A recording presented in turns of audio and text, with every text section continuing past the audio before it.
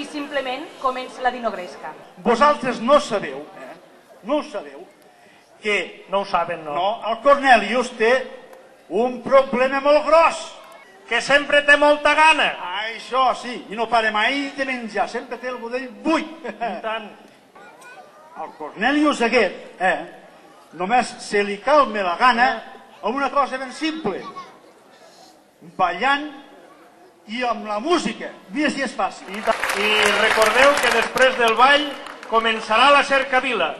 Vinga, doncs endavant, noi, vinga.